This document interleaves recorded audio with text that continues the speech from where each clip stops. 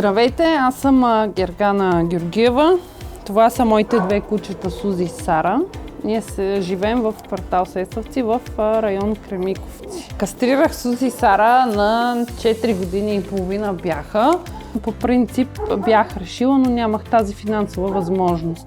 Но в един ден, ровейки се в една социална мрежа, ми попадна рекламата на Animal Rescue, която гласеше, че има 90% намаление, което, честно да кажа, да, стори ми се много примамливо.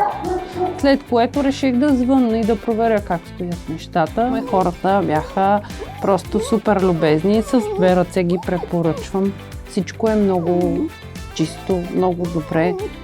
Вече година и 4-5 месеца кучетата нямат никакъв проблем. Просто съм много доволна. Реших да кастрирам моите кучета, защото не мога да си представя как те ще имат по примерно 2-3-5 бебета и аз ще ги дам на някой и той ще ги върже на двора и те ще бъдат в кал и мърсотия.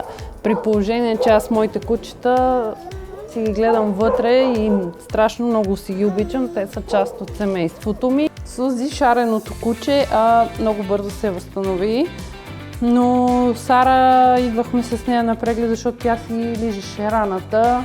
Беше си намерила начин да си маха яката, но и тя се възстанови. След едно-две посещения тук за третиране на раната, по-сериозно носене на яката, с внимание, всичко мина и нямат никакъв белег, абсолютно никакъв. Нямат никаква промяна с преди.